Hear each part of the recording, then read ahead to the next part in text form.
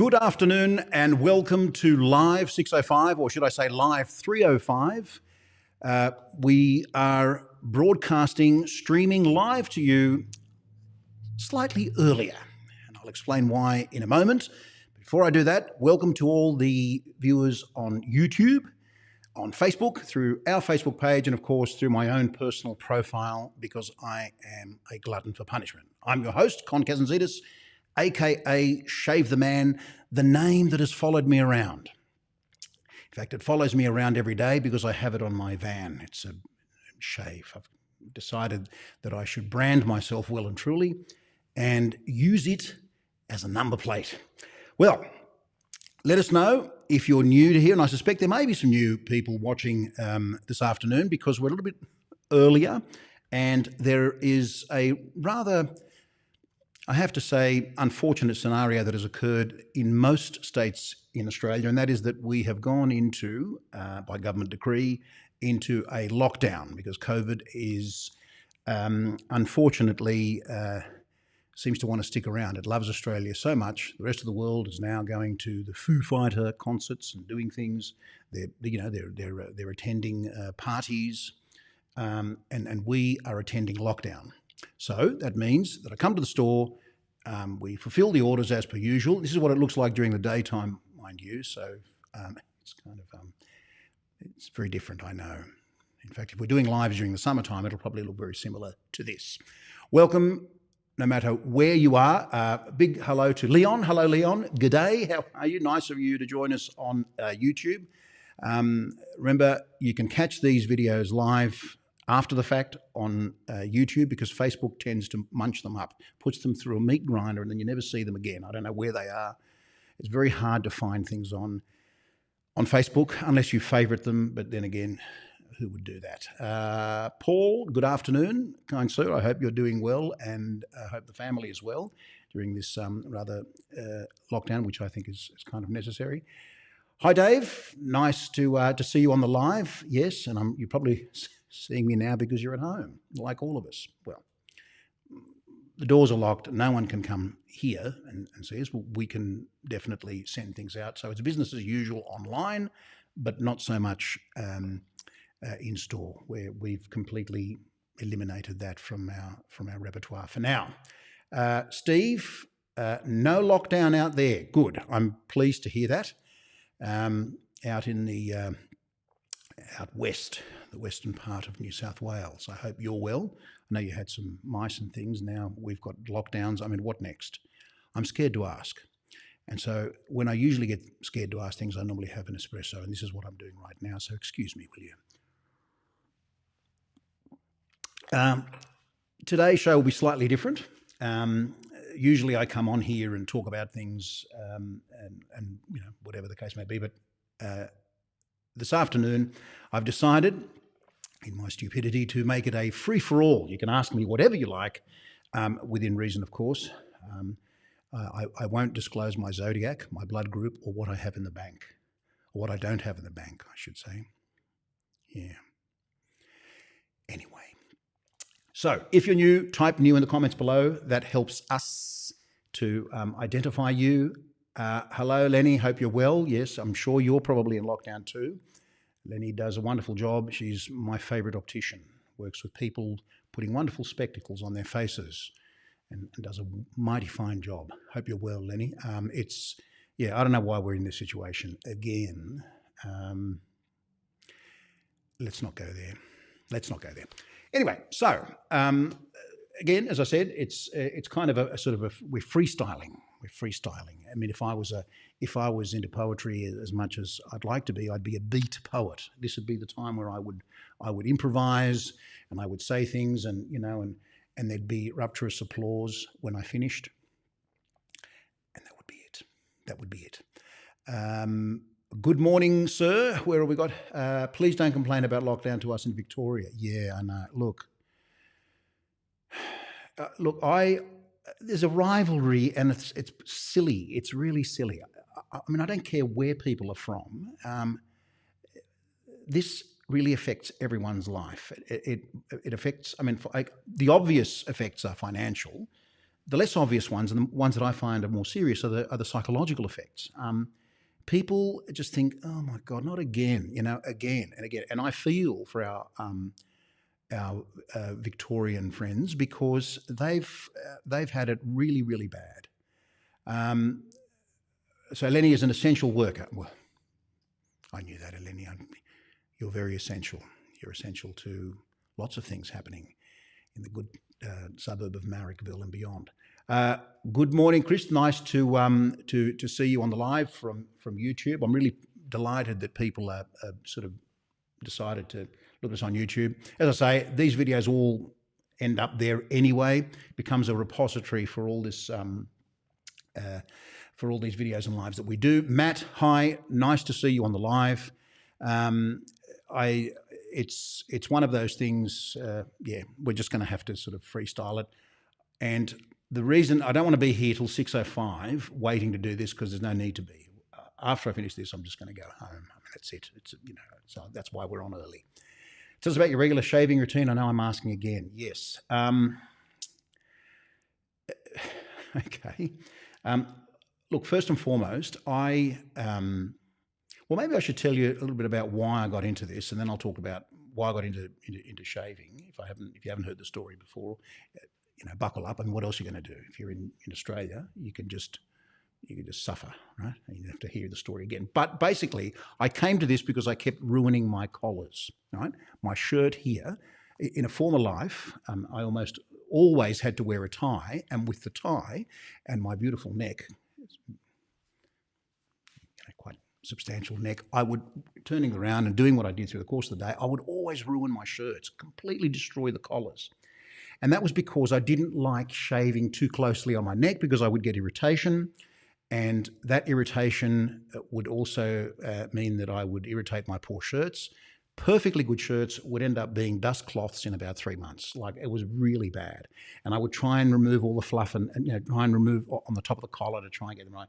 But it just would destroy the shirts. And that was because I wasn't shaving my neck. And I wasn't shaving my neck because it was uncomfortable and I was using a cartridge razor. Long story short, I made the transition to safety razors many years ago, under the tutelage of my late father, who I could hear shaving from the next room. And so I decided that, enough was enough, that I should bite the bullet. And if I was going to hemorrhage to death, well, that's fine. At least I'll do it with style. I'd do it with a Gillette in my hand or something. So I went on this journey, and I'm still on this journey, and I'm happy that a lot of you are still on this journey. So basically what I do, the first thing I do is I have to make sure that my face is clean and hydrated. Please, please, I can't stress this enough. Try it if you like. I mean, if you think that I'm just sort of, like the sound of my own voice, try it yourselves. Try not washing your face and just going straight to a lather and see how that works for you. I mean, it may work for you, I don't know. And then try it after you've washed and hydrated your whiskers. And this, of course, applies to women as well. Hydrate your legs, wash your legs. Don't just go straight onto, shaving your skin without preparing it. Preparation is key. How do we prepare? As I said in previous videos, I wash. So that's what I do. So basically what I do is I have a shower. While I'm having a shower, if I'm using an artisan-based soap, I'll put a little bit of water over the top of it. This, annoyingly, or otherwise is called blooming. I'm not particularly interested in... I don't think that it makes the soap work any better or any worse. You're going to wet the soap anyway, so it's not really a game changer for me. But what I like doing is that I immediately start with wet soap. So then I bring the brush to it, or before I do that, I take that water and I use it as a pre-shave. So I use the water that's been sitting in a tub as a pre-shave, and then I just lather for 40 seconds to a minute. Make sure I load the product really well. I don't try and skimp on product, because you just get through it, okay? Use product. Don't be frightened to use product. It's very important. And then what I then do is I load this brush for 40 to about a minute, depending on whether it's a hard soap, depending on whether it's Mitchell's Wool Fat, Tobacco, or any of these other soaps. And then I build the lather, and I spend a lot more time building the lather than I do shaving, if that makes sense. So this process of building the lather, usually, more often than not, on my face, I'm not a bowl latherer much these days. I still do it because I need to have an opinion on it, and I also need to know how different soaps perform, whether you're doing it directly out of, directly on the face, or whether you're using a bowl. So I really build the lather, and even when I think, oh, look, that's okay, I say, no, it's not okay. I push it. I go again, dip the brush in a little bit of water and work it, right? Keep working. What this does, of course, is that it lifts the hairs, it does that, but it also stimulates the skin, right? And that then lifts the whiskers on the skin in preparation for the blade. I then take, more often than not, my safety razor, which is, I usually use a 316, an Edwin Jagger 316, not because it's better or worse or anything, because it works for me and I love it. And depending on the age of the razor blade, if I put a brand new blade in there, I go really, really, really, really slow to begin with. And that just sort of knocks off any burrs or any irregularities that you might find in the edge. And then, sort of work on going with the grain, across, and then against the grain. And the rest, I guess, is kind of, fairly self-explanatory. I rinse the face, reapply the lather. Again, now the second time I put the lather on, I find that it's actually deliberately, I actually want it to be a little bit thinner on the skin. And I just give good coverage, make sure that the brush is giving up the soap. I know there are many brushes that are lather hogs, but I ensure that it's giving up the lather. And so I don't want this sort of Santa Claus, this white beard thing happening. I know it's great for demonstrations and it looks kind of cute if you're putting it on a retro vintage poster or whatever, but it's not practical, okay? So this time I'm going across the grain, and that's where I finish off. Now, this whole 2 versus 3 pass shave, this argument can go on and on and on. I generally don't do a 3-pass shave these days. I do a 2 and I pick up a few bits and pieces, or just do a little bit of buffing or whatever you want to call it. And that's it.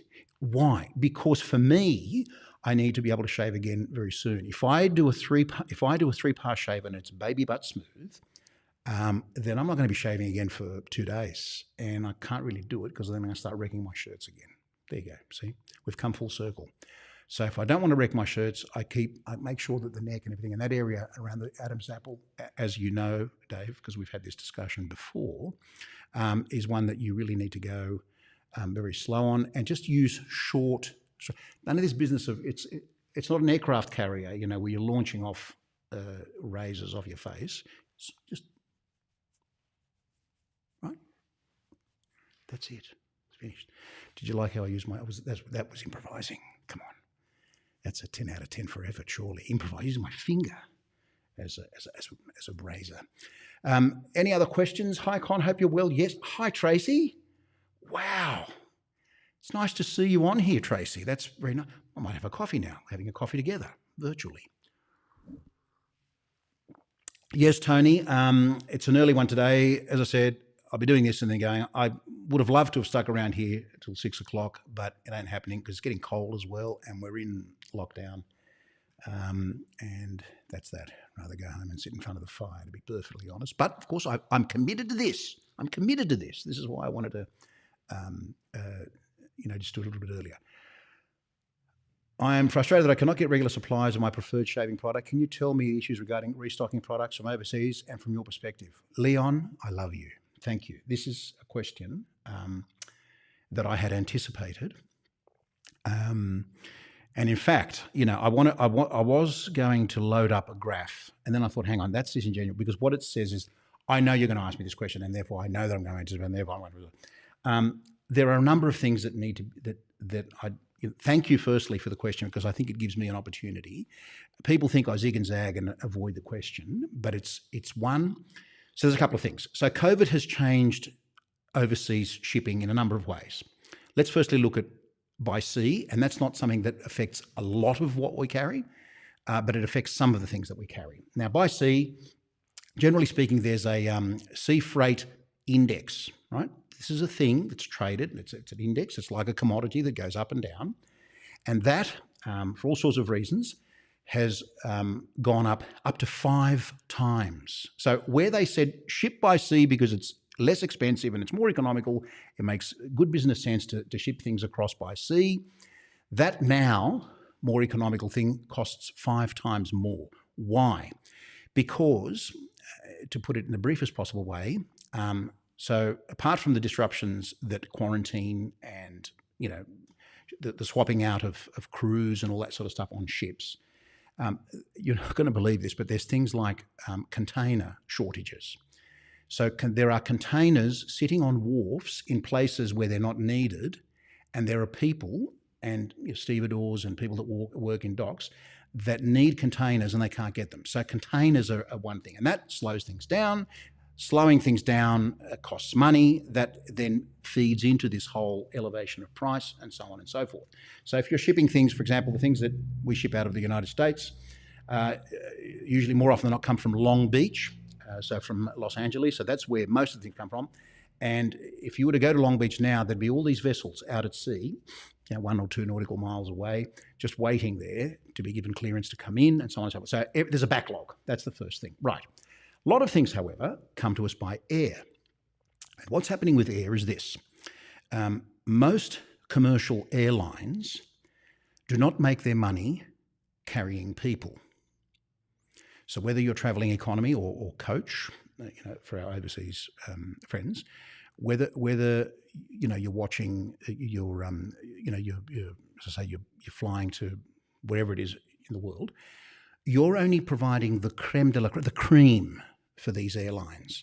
Most of these airlines make their money on cargo. So this is why you can jump on an aircraft and think, oh, it's not very full. But of course, the cargo itself is all underneath the plane and the fuselage. And this is the thing that enables them to earn money. So, in fact, I should correct that only slightly. It's J class, business class, and first class that pays for the flight as well as cargo. Everyone on this side of the curtain then is just profit. It's money for jam for a lot of these airlines. Now, these are commercial airlines, right? What's happened to the commercial flights? Well, through all sorts of reasons, which are fairly obvious, they're not as frequent anymore.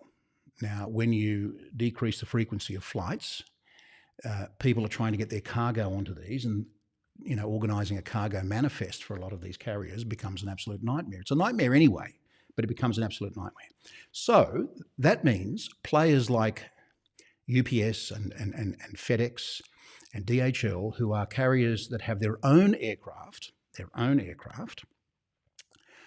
now, I won't say they have a monopoly, but because there was a time where they themselves, companies like DHL, were chartering flights from, say, Cathay Pacific. I know this as an example, and buying cargo space on Cathay Pacific commercial flights that didn't have many passengers on them, just to get their shipments across the other side of the world, because people are buying a lot of products online. And so this is one of the problems. So what that's done is, in this rather unfortunate scenario, is that it's meant that air freight has now increased up to 3 times, right? So if I was to bring in a soap which we would sell, let's say, on the market for $30 or something, for us to remain here and keep the doors open, I would probably have to sell that soap for $44. Are you willing to pay that? No. Not that it's not worth it. The artisans and these people that are supplying these products haven't put their prices up. You have to find ways of getting it here in a commercially viable way. So that's why you might find that things are out of stock, they're not in, with this and that. It's not the cost of the item. You would know this if you've tried to order things from overseas. Freight is very, very expensive. And to give you an example, freight was, and I can see the graph, this happened in 2020. It started to sort of escalate quite exponentially. It went from, I believe, about $3.40 US per kilo, right? $3.40 US per kilo, multiplied by the cubic capacity that it takes, and that was your freight price. It is now over $10.40 US. You do the math. It's now over $10.40 US, multiplied by the amount of cubic meters that it's in. So when I have people saying, "Con, when you're bringing this, when you're bringing that," I have to do one of two things. I have to say to them, "Look, please buy direct from the artisan if you're in a hurry. If you're not in a hurry," and let's face it, there's enough people out there that have enough product to supply their entire country with. I mean, there's the people that are stockpiling this stuff, right? I have enough soap for the rest of my life. There's a confession, right? And I'm not one of these guys that'll buy the next soap, every soap. Oh, I'm onto the next soap. I'm not one of these people. I just buy things and I think, oh, that's interesting. I might try it. So this fear of not having the latest soap or whatever, if you're in the loop, if you're that sort of person that wants the soap, my advice to you is to go direct to the artisan. You're helping us and you're helping the artisan. Why are you helping us? I'll tell you why. Just because you want to try Cavendish by PAA, that puts us out 13, 14, 15 grand, 16 grand. Because I'm not just going to buy one PAA Cavendish. I've got to buy all these other things. And then that comes in and people say, "Oh, look, you got to get this soap. It's unreal. I've got 15 other blokes that are lined up. They're all here. We're all going to jump on it," right? And I think, okay, so you've become the spokesman for 15 other blokes, right? It's already too late. If you're asking for this soap, it's already too late. You're in this position. You're in this position where you needed to have it yesterday. How else are you going to keep up with YouTube reviews and all the rest of it, okay? How else are you going to talk about the complexity of this particular soap or that soap and all the rest of it? Again, I'm talking to people that are hobbyists, not people that need it for utilitarian purposes alone, right?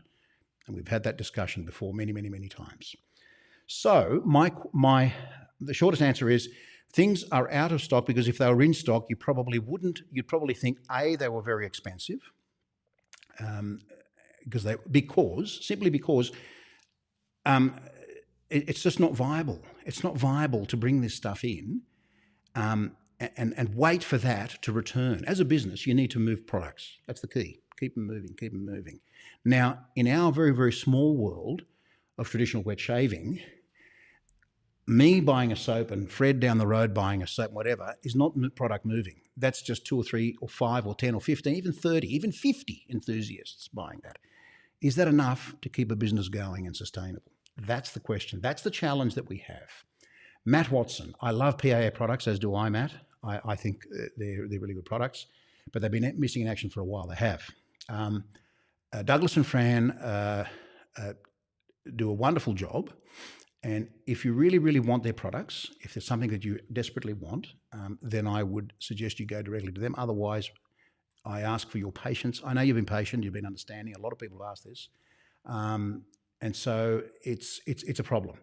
Sadly, you can't buy colognes or aftershaves in the US due to the restrictions on airline shipping items containing alcohol. This is another bane of our existence. This is the dangerous goods scenario, which keeps changing every 3 months. No point even them doing a PDF of it because it keeps changing. Oh, sorry, these are dangerous goods. These are category 1, category 2. Here's another thing that we may not know about. It's not just putting the dangerous goods on the aircraft because obviously alcoholic beverages arrive here by air freight. So it's not that. It's not that the aircraft can't carry alcohol or dangerous goods. It's that in carrying them, believe it or not, this happens, there's, as I said, this cargo manifest, the captain looks at it and says, what do we got? We've got lithium batteries, yeah, and you want to bring in vodka? Get on the next flight, right? Sorry, this can't happen. Now, these people need to do extensive training, even the way they pack boxes, the way they put those diamond-shaped stars with a flame. You may have seen them, they're like little red diamonds, say, with flames coming out. We're dangerous good. I have been to logistics centres here in Sydney. I've driven down to Sydney and spoken to people that are in warehouses and they say, this box was packed incorrectly. Why? They should have put that sticker on this side and on that flap. Are you kidding me? We're not splitting hairs. It's a heavily, heavily regulated thing. It's one of those things that it's just, it's the bane of our existence. Well, thank you, Leo. Look, I don't know if it's a great explanation. I don't know if it's an explanation, and I hope that it throws light on this whole thing. But it's something that Mark, I'll come to you in a minute. But it's something that hopefully allows you to sort of just see what, how things are from our perspective as well. Mark, yes, you're running a business con. We thought you were just doing this to feed our addictions. Look, I confess, Mark, I'm feeding your addictions, but I'm also kind of running a business. Now, having said all of that, what can you do if you really like a business and you think, they're always out of stock, One thing you can do, there are ways you can help businesses without buying stuff from them, okay? This is why I'm not on here like Joe the Gadget Man trying to flog product all the time. It's because it doesn't work like that. This is about a relationship. It's about helping people. And that other stuff, the business side of stuff, that will look after itself, okay? People are not silly. They understand. They can see. They have the discernment to see that, whether someone's just saying, oh, look, this is our latest thing and this is what we're doing and this is our, all this sort of stuff. If you want to help a business, share their page with others. Talk to your friends about businesses. Share a post. Put up something on your social media and say, I got this from there. That is akin to buying. Now, of course, man cannot live on shares alone. However, people cannot live on shares alone. I shouldn't say man. I'll probably get banned. Anyway, people cannot live on shares alone, but it helps. Tell people, I went to this place. I really like what they're doing. I get a good vibe from these people. Support them. Have a look. Because that's the most important thing you can do. Particularly in our country at the moment where most of our states seem to be in lockdown, the best way you can help those businesses, you can't go in there, obviously, okay, if they're a bricks and mortar store anyway, but just talk to other people about those things. Like just talk to them. Say, listen, check this place out. Check out, Acme floor sanding or whatever, or, XYZ painters or painters and decorators, whatever. Just talking to other people about it helps businesses enormously. That's that. Look, I hope I've sort of gone on a little bit, but I hope that sort of throws light on all of that. The other thing that happens in this community is that people bulk buy. They'll do a group buy and then send it to one central address, and that will then, from that point go out and they'll distribute from here. That's become kind of pricey too.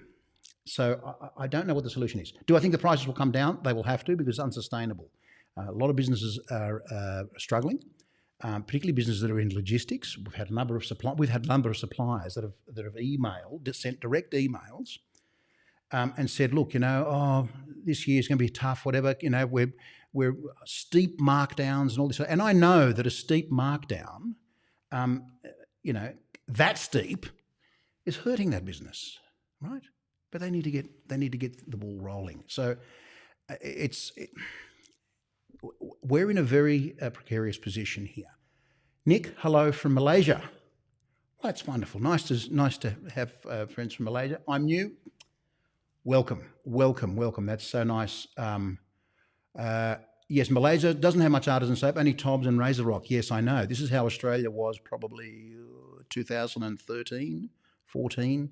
They were the companies that managed to get traction. But you'll find that those... So here's another thing. So once you're used to paying a certain price point, and of course we can talk about, and there's a whole philosophical discussion about, between the differences between price and value. Once a customer or a person is used to paying a certain price, and that price has to go up, then they'll say, this business's price... they're ripping us off, okay? So then you vote with your feet and you don't go there. Or you say, wow, really? I'm paying this much for Blazer Rock? Notice I didn't use the word Razor Rock, whatever. It could be any company. I'm just not singling one out. Because operating costs have gone up. People can't get staff. People that work in factories that manufacture razors do not have their full complement of staff. It's a luxury to have the guy that polishes the handle and then passes it on to Joe, who then, gives it the second, looks at once over again and then sends it back through second round of polish. This stuff costs money. And because it's not happening at scale, because of the current situation of the world, it's jacked prices up. So what does one do? Well, one can say, look, I really, really, really, really, really, really do want Cavendish from PAA. I'll just buy it direct and pay $48 or whatever it is. I don't know how much it would be if you bought it. Or I'll buy two and I'll share it with my friends and we'll do it until something happens. This is why there's been this distribution model that's happening. So Europeans will say, we're the distributor of this particular product, so it all gets shipped to that distributor, and then from there it gets shipped out to the other stores in Europe. But you'll find that they're quite expensive. I mean, it's quite well worth it, but you've got to ask the question. You've got to ask the question at what point. I mean, it's the frog in the pot that's starting where the water's slowly starting to boil. I think eventually you'll just jump out and say, look, you know what? I'm going back to using, I don't know, King of Shaves or something. I don't know, whatever. I need to have some water.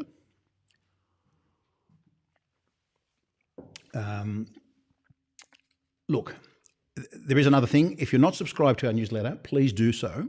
And I've deliberately tried to keep out of people's faces. I don't want to be heavy-handed. I don't want to be in people's faces. I don't want to send out email blasts all the time because I don't want to be... Now, people would say you're silly. What are you doing? You're running a business. You've got to tell people about what you've got and what you've this and what you've that. Yes, but I also know that people don't have the disposable income as much as they did. Or if they do, there are other priorities in people's lives.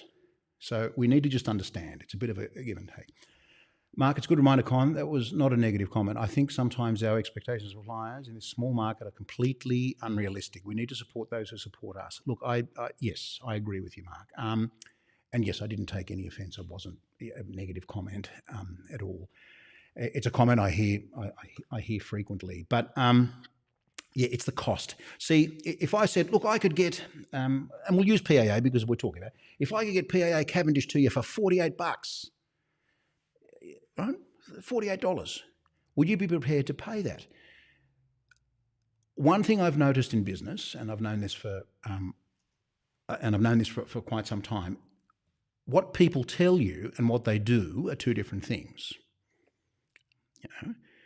People will say one thing, and I'm not saying that they're evil or they're deliberately misleading you.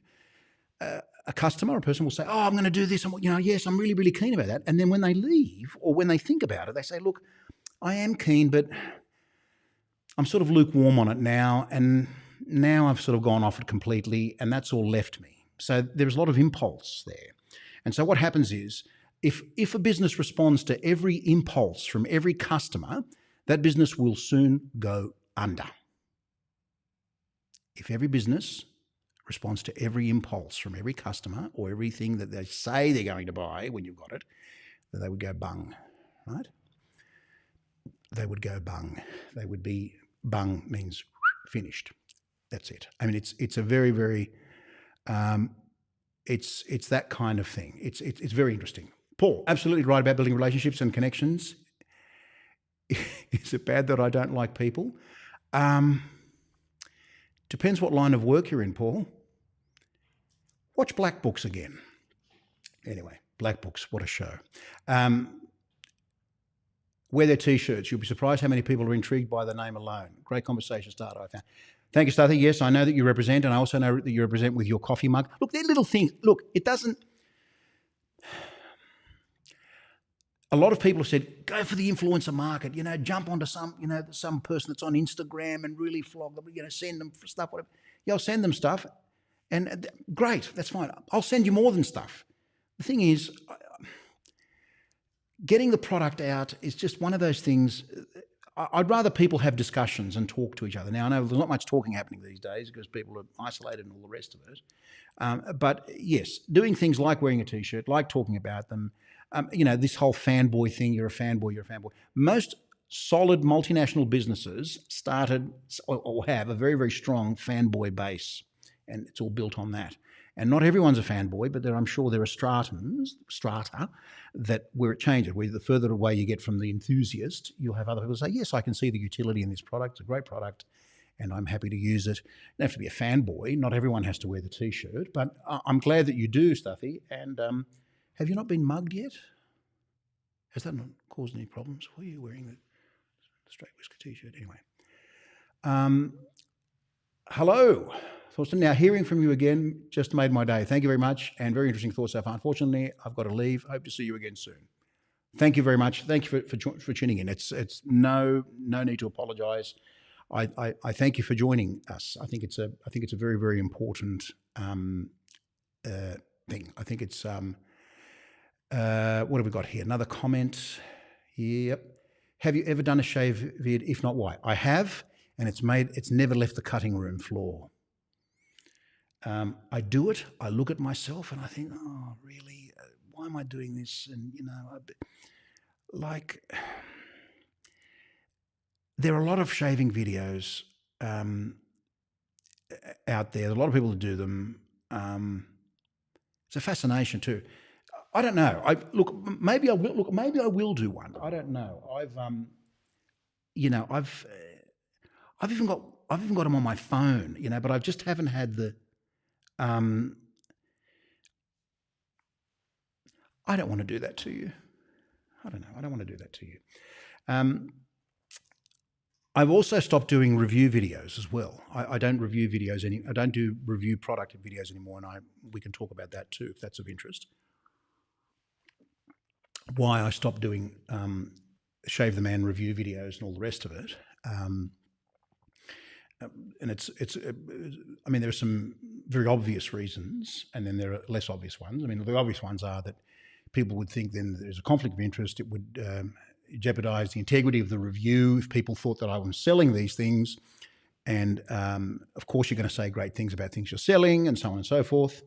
The other thing is that as I have grown to know a lot of these people, grown relationships, built strong relationships with these people, I would rather pass on my feedback privately to a person and say, look, this particular product is lovely and I see where you're going with this, but it just didn't work for me. Now, I don't need to do that on a video to get some... Got to be careful what I say here, but I'm going to say it. When you go onto Amazon and you read these reviews of the latest thriller by some best-selling author, and someone jumps on there and says, oh, I didn't like this, I thought it was great. It does nothing for that particular author. The body of work, he or she has produced the work and brought it into the world and said, here it is, here is my novel, and now you don't like it. That author can't do anything about it. So essentially what it's doing is it's telling us more about you and how you don't like it, which is a fair enough thing. But it's not, driving the conversation or making the author a better author. They're not going to say, oh, I wish I'd written it this way or that way. Now, when you're making products, feedback is important, very important, but there are ways and channels and focus groups, if you like, even at a very, very small scale, which can pivot very quickly and let people know what they think. So when I see people come on to Facebook groups or Reddit groups or anything like that, and they say, oh, what did you think of this? Now, I know the pin is in their mouth. The grenade is ready, and I'm going to lob this grenade into this group, and I'm just going to let you have at it. There'll be shrapnel everywhere. There'll be people that defend it. Others will get maimed. Other people will have... other things. So we've all got an opinion on that sort of stuff. And so at the end of the day, it was just an opinion. And I know that people like to hang their opinions on things. It gives them a point of reference and so on and so forth. So I've decided not to do this. I give this a 5-star, that a 10-star. This is a 99.9% product. This is that. Because if any of you have studied measurement and statistics in any meaningful way or in any sort of in depth, you'll know that the whole thing's a nonsense. It's nonsense. If I told you that this soap was a 10, what does that actually mean? What does it mean? It doesn't mean anything. Firstly, it means, the presupposition is that I remember exactly every other soap that I've tried under exactly the same conditions, using the same razor, the same blade, the same everything, right? And that my skin and my age and my level of experience and my level of my expertise and the technique and everything were exactly identical, and therefore I can make some sort of quantitative judgment on that.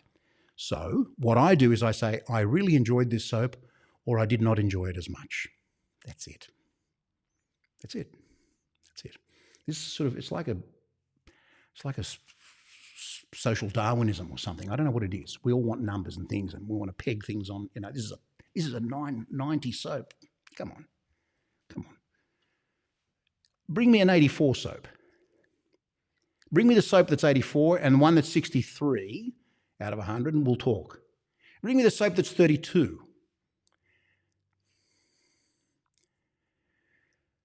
Tracy, you're still here. Great to see you have your own Australian-made products.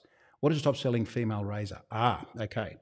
Top-selling female razor is the Edwin Jagger knurled. There's a pink knurled, and there's also, I'll tell you what else we're selling. I'm going to just pull out a shot just momentarily, and then I'll come back into shot. This is not a green screen. You'll see that very quickly. This sells really well.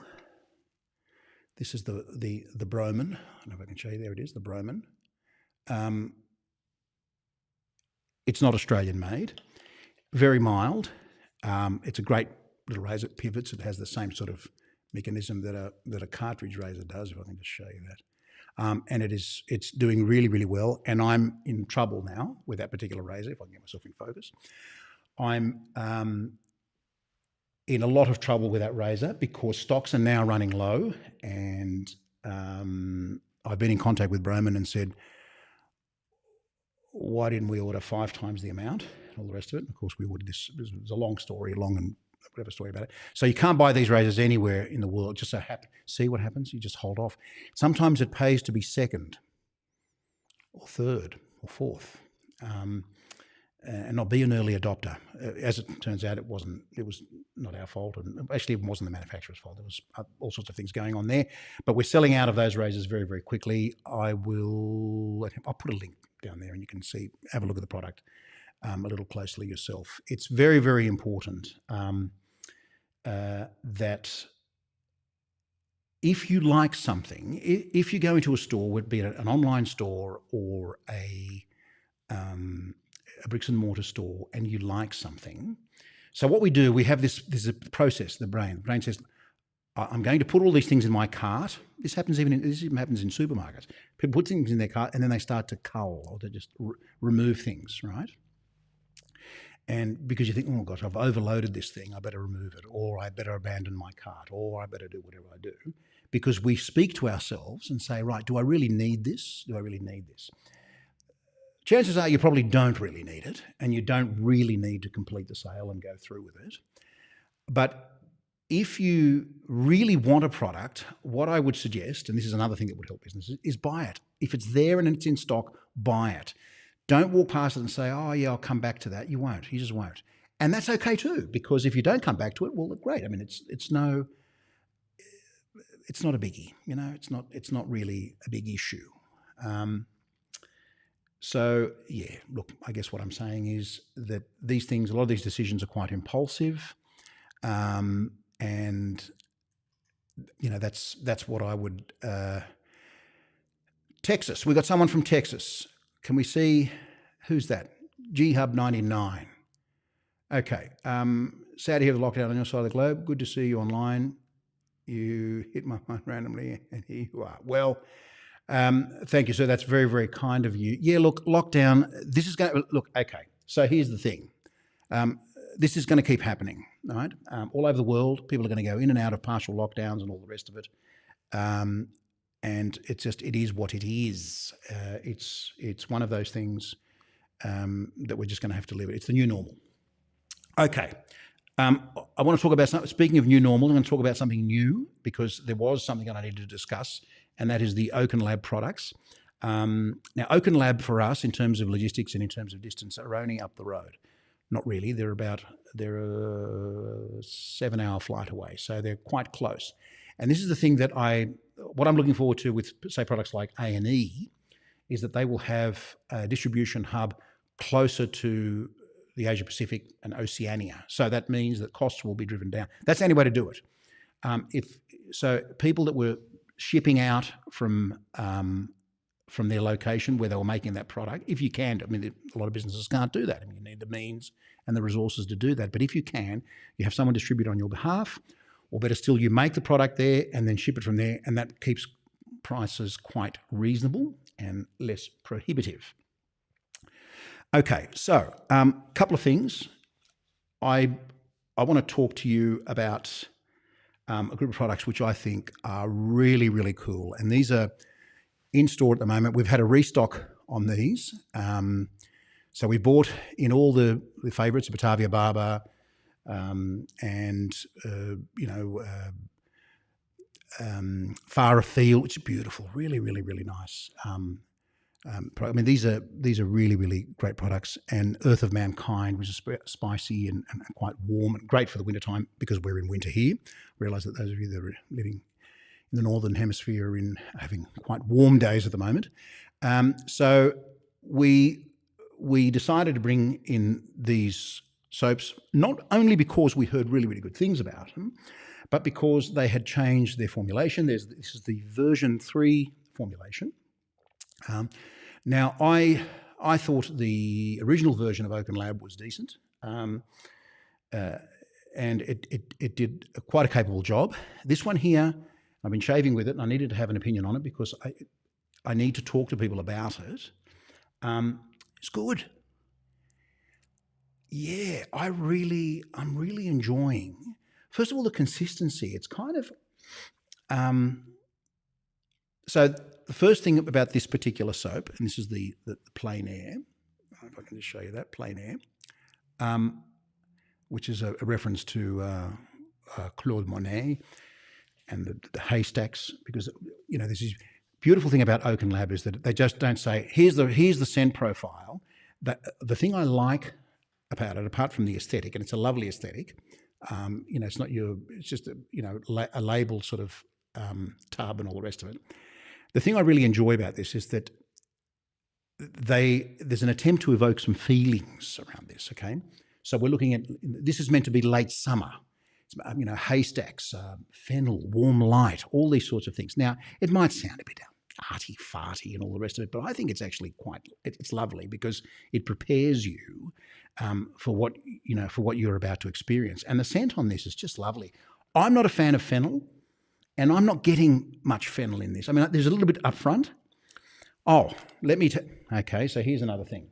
So when we first receive some soap, what I like to do is, so brand new shipment arrives. First thing I do, I mean, obviously we open the tub and want to have a bit of a sniff. I open the tub and sniff the lid.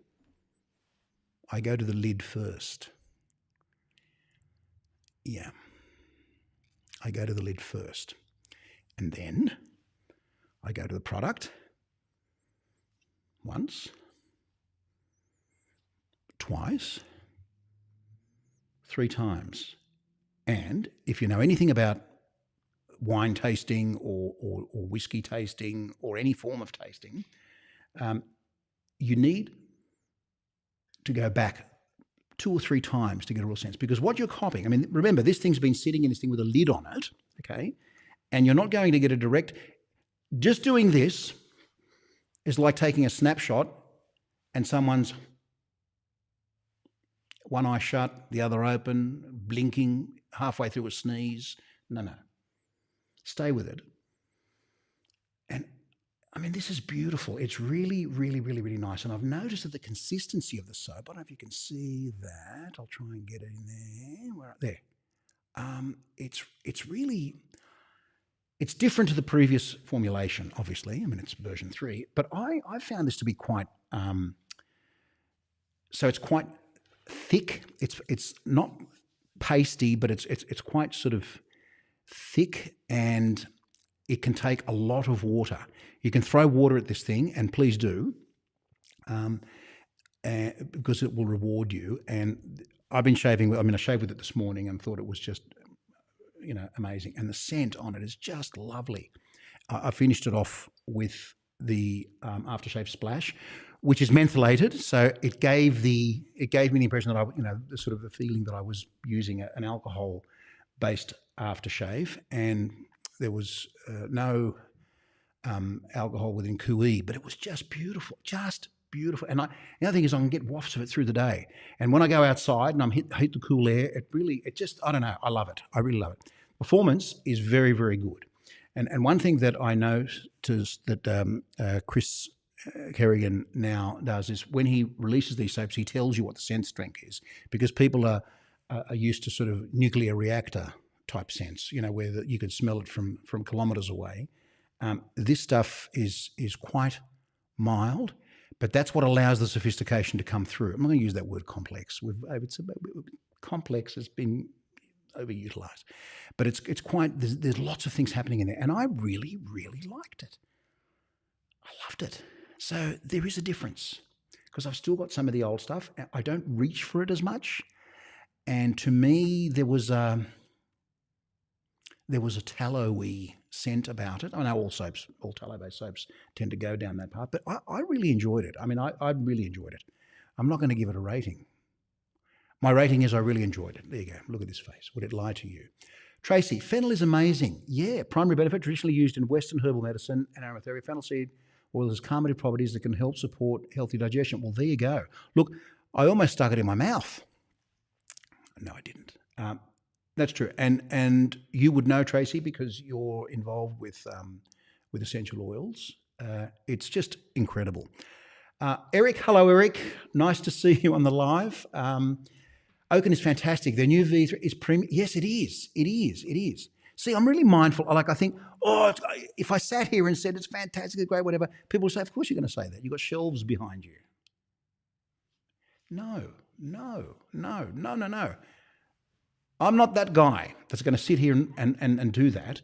This is really good product. It's really good. Easy lather, slick, comfortable and protective. I own Sanctum and have Plain Air coming shortly. You'll love Plain Air.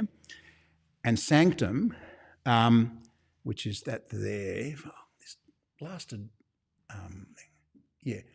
Look, I love their aesthetic. I know it's not everything, but I love their aesthetic. It's just lovely. I mean, Sanctum, so this is the description. It's dusty light, blank paper, sandalwood and stillness. There's definitely sandalwood. This is definitely a sandalwood forward type scent. But there's jasmine in here. There's a bit of rose, paper, saying the Virginia cedarwood and patchouli. That's what you're finding in these soaps. They're just, look, it's really, really, really nice. If you're a fan of sandalwood, you'll definitely like Sanctum. Plain Air, I would really, really, really give it a go. I think it's really nice. I'm wearing it now and I'm in love. I need to have some water. That's what love does to you.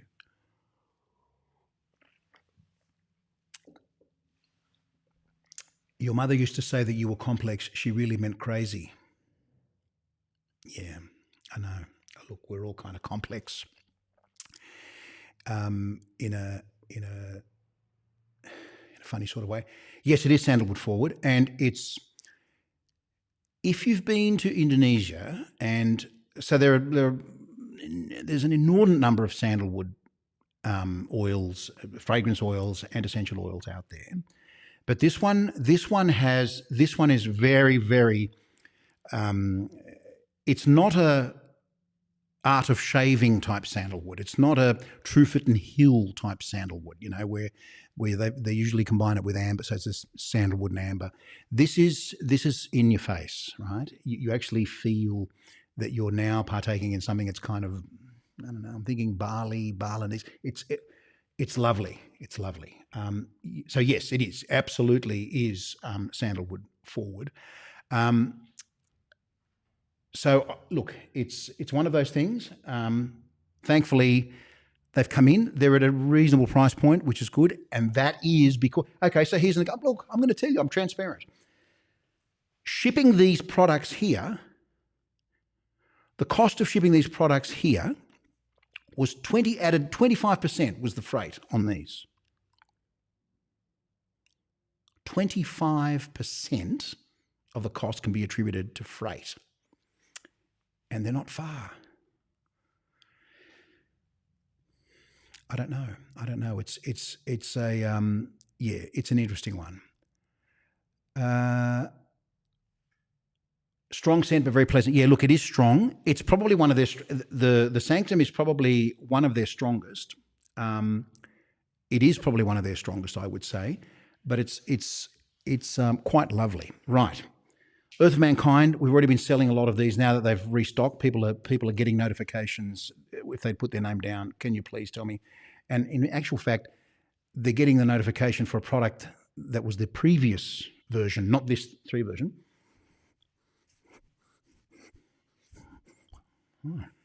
Why doesn't that microphone smell as good as this? Have a look at this. That's like a chocolate mousse. That looks like a moonscape. This is lovely. This is lovely.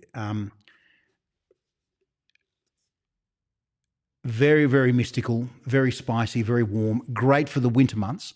Might be a bit much for the Northern Hemisphere at this point in time, but it's really, really good stuff. I love it. And I also love Batavia Barber. The scent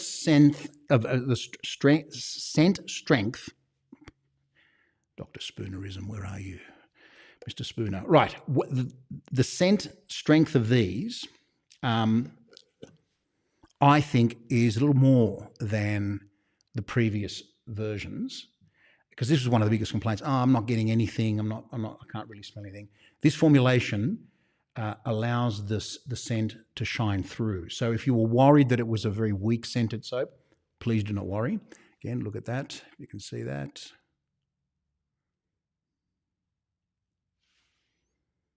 This is barbershop, but there's something leathery about this as well. It's warm leather. There it is.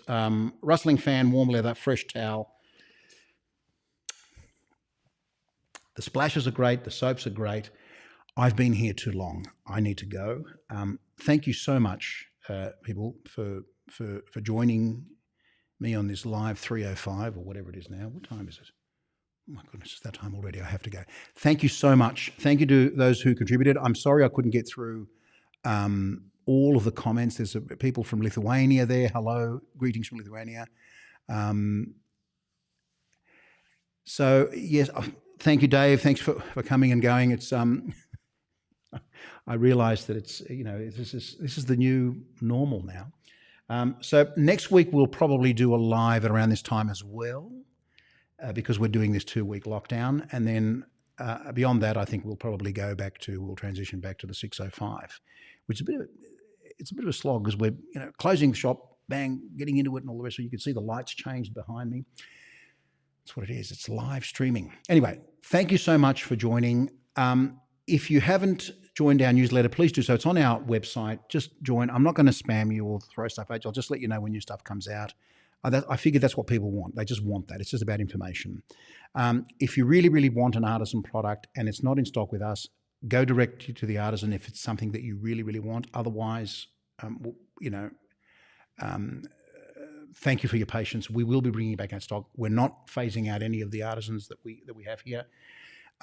Their products are great. We love them. There's no sinister, there's nothing sinister or anything going on there. It's just the economics and logistics and freight, which I'm keeping on top of, and I also want things to be affordable for you. So, just thank you. Anyway, just be mindful of that.